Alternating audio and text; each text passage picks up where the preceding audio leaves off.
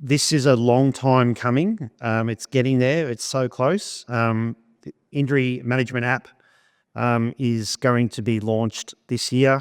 Clubs will be sent an onboarding notification in the next few days.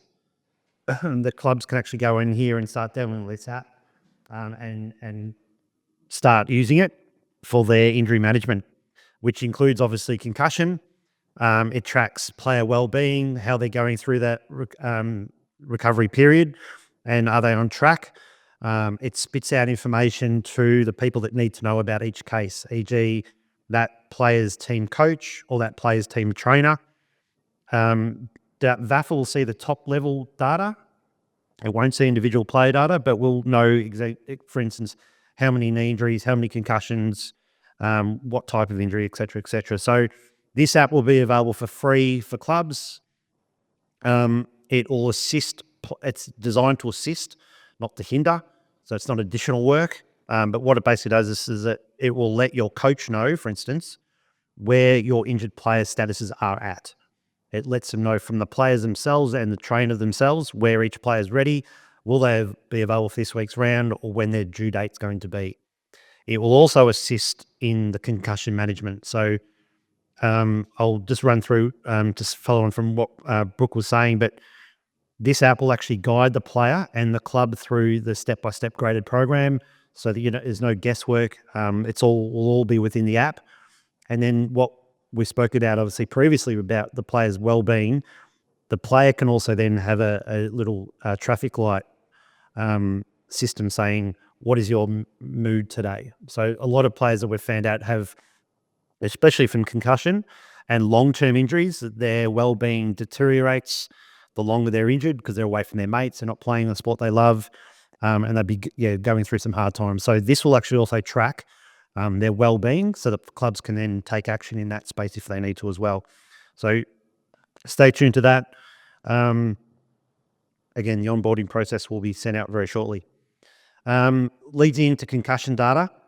In 2023, we had 205 reported concussions, which meant that it was okay. We didn't know what sort of expect. That was sort of without our current reporting policy. That was basically saying, yep, clubs let us know, which was 11 per round. We had half our clubs report them and the other half didn't.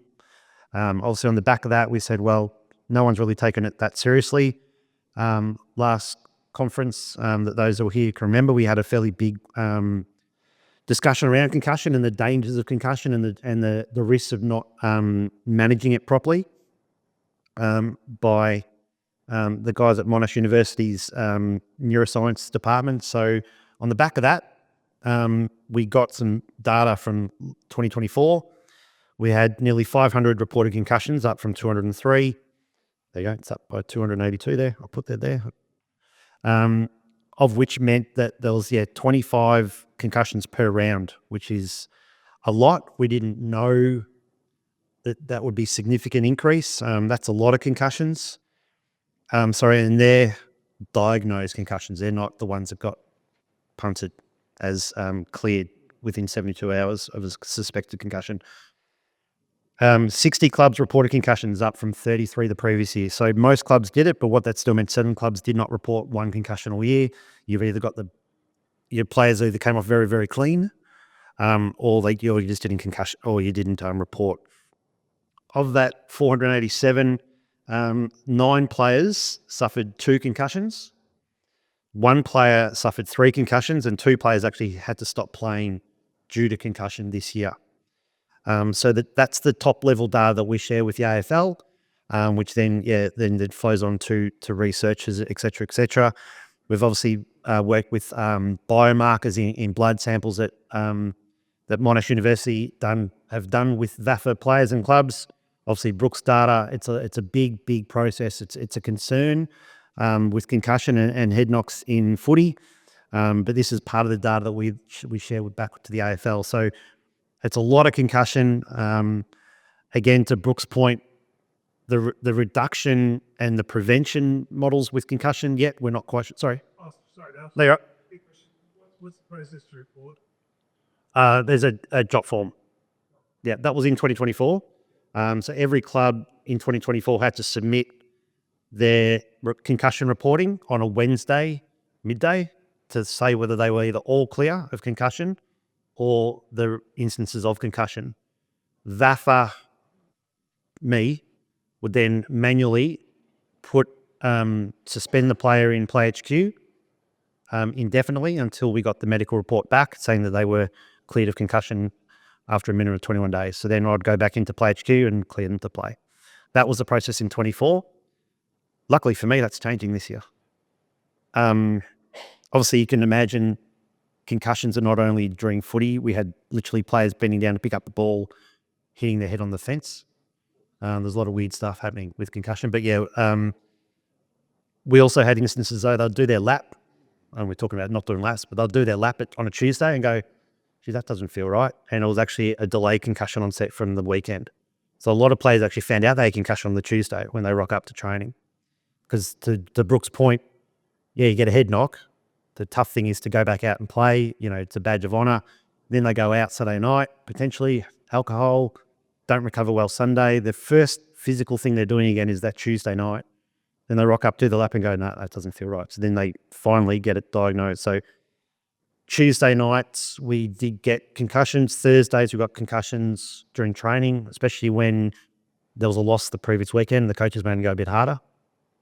There was, certainly during the week. Yeah, so the thing with the GP, and it's nothing against the GP doesn't understand. They see them then and there. So all they're doing is, do they have concussion symptoms at that point in time? It doesn't mean they won't develop 2 days later, or they've had them. And once they've had concussion, we're ruling them out for 21 days minimum, because we know that the biomarkers say that you've had a brain injury. It's not concussion, it's concussion. It's actually a brain injury. So there's parts of your brain that float around in your bloodstream because you've had a head knock. We know that. The doctor's not going to see that. They're going to say, can you count to 5 or whatever it is. GPs are in and out in 4 minutes. They're not going to diagnose concussion that quickly.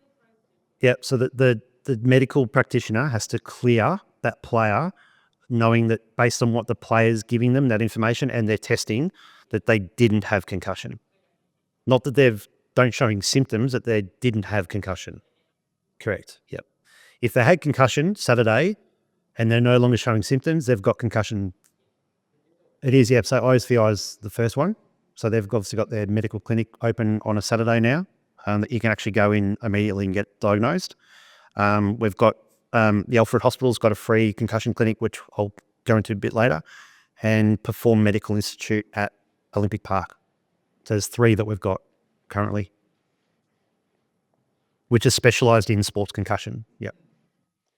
With that too, within the 72 hours, they're obviously very good, but for the 21 day or longer, they know the AFL grading return to play, so they actually will assist in that process rather than just going in 21 days, do I have concussion symptoms? It's rather than just saying yes or no, it's a, have you done the grading loading that you have to have done to return?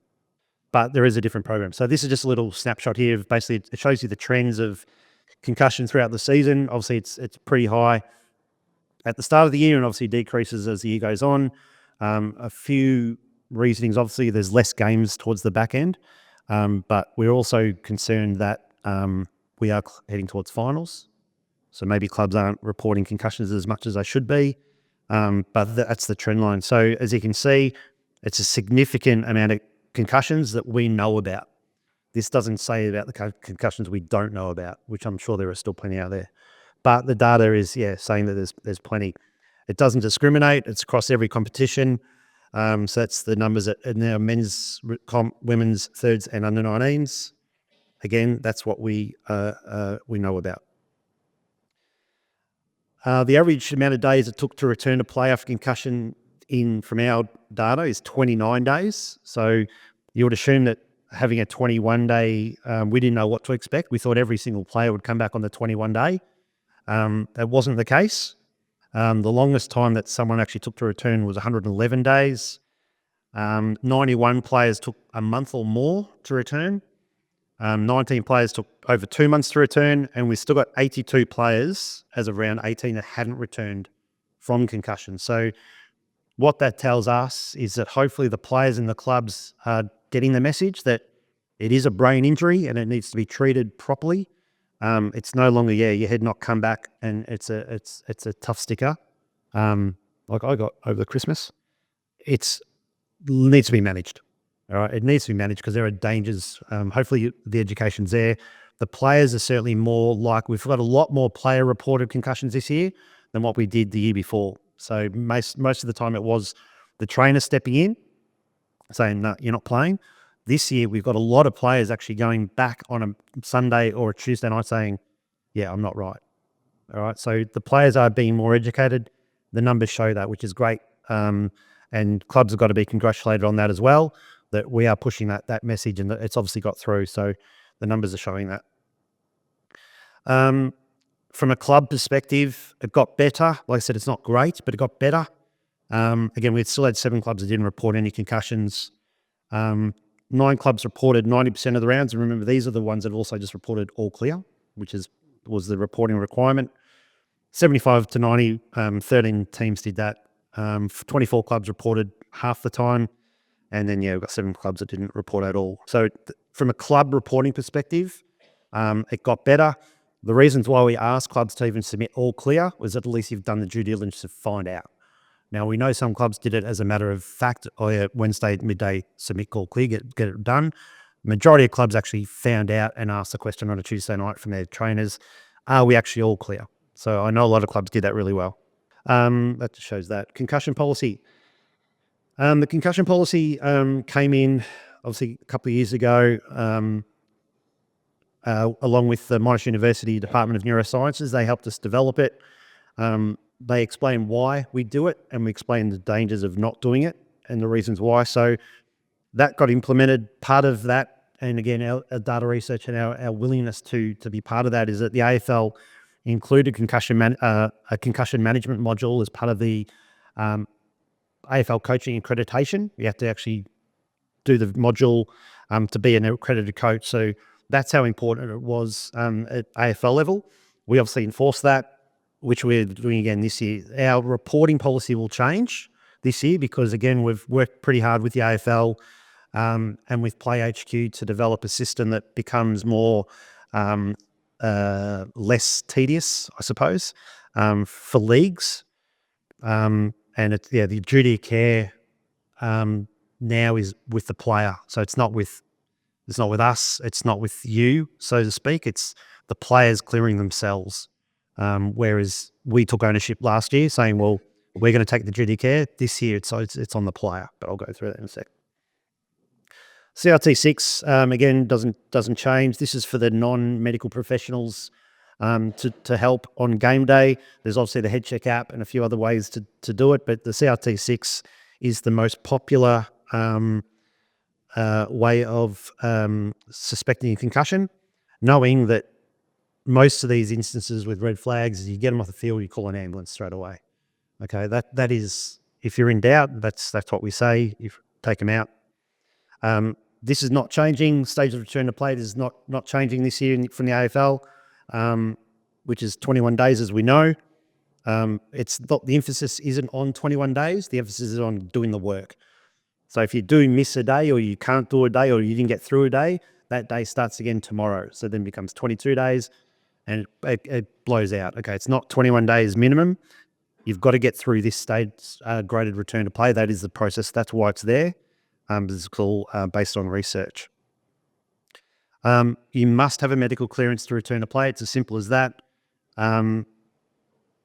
Again, hopefully it's done by the AFL clearance form, which is a player declaration saying, I have done the graded return. It's also signed by the medical practitioner clearing them of concussion symptoms. So it's a two-way clearance. The players said they've done the work. The medical doctors cleared them of concussion. They're right to play. New policy for 2025 is that the clubs are no longer to notify us of suspected or diagnosed concussions. However, the Mirror app, which is that concussion injury management, that's where you put that information, because then we know that the players are going to get the care that they need. As we know, last year it was sent to us and we actioned it. This year the club actions it. So the same time when you do your in Play HQ, when you do your best players or your goal kickers, you can also mark a player of a suspected concussion. That is in Play HQ. Once you do that, again, it's just part of your team management stuff on a Saturday night. Once you mark a player as kicking a goal, best players, concussion, that rules them off the system for selection. The player then has to clear themselves. You've done your part as a duty of care as a club. The player has to clear themselves. The duty of care is on the player, saying that they've done the work so that there is no litigation back to us, litigation back to clubs in the future saying you didn't look after my concussion. You brought me back too early. Duty of care is on the player to clear themselves in Play HQ to be able to play. The only ways you can do that is within 72 hours. You go to a GP and the GP is to say, yep, you didn't have concussion. The player shows the club, here's my medical certificate. The player clears themselves in concussion in Play HQ. The club goes, yep, I've seen the medical certificate, eligible to play. If you do not see the medical certificate, they're still ineligible to play as part of the Play HQ process. They can say, yep, I'm right to go, well, show us your medical certificate. So the club needs to go, yep, I've seen it, for them to be able to play. The other part is minimum 21 days after they've done the grading, which you'll have through the Mirror app to say, yeah, where's this player at? Once they've done it, the player clears themselves in Play HQ because it's 21 days minimum. So from an AFL perspective, the player has said to us, being the AFL or HQ or the VAFA, we've done the grading process. I've got a medical clearance. I'm right to go. Player clears themselves out of Play HQ. Everyone's done their duty of care. All right. So no longer are we doing forms to VAFA. No longer are we managing in Play HQ.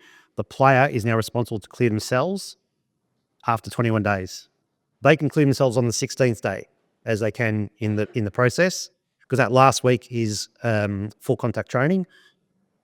AFL will not, Play HQ won't let them play on the 17th day or the 16th day once they've cleared themselves. It'll minimum be 21 days. All right. So it's a much easier process, but the benefit to that is, and the data showing from the AFL perspective is that some leagues and some clubs are better resourced than others. We know that. Volunteer driven, the touch points with the players are less and less. And there are litigious elements of concussion happening in Australia at the moment, whether it's a joint case against the AFL or whether it's the local community against a trainer or a physio. What this does, it takes that out of it, because a player has actually said, here, I'm ticking a checkbox saying, yep, I've done the grading process. Yep, I've got a medical certificate. Yep, I'm clear to play. So we've got that background in Play HQ that if ever there times have come where they want to put some action in, we just go, well, hang on, mate, you've cleared yourself. Mirror app is for the club and the player to manage the graded return to play process. Play HQ, you said player go on Play HQ. Yep, into their own player profile and clear themselves out of suspension, if you like. Yeah, and the link will be in the Mirror app as well. Yeah, so all the links, every step of the way will be in this app. That's why we've built it, so that the club and the player knows exactly what they need to at every step. So if they were ready to go, yep, they've ticked off all the boxes of every stage of return. They then have a link which will take them to their Play HQ profile, and they clear themselves of concussion and they can play straight away. Not after 21 days, only in the first 72 hours. Yeah. So basically, the club only needs to have an input if there is no concussion.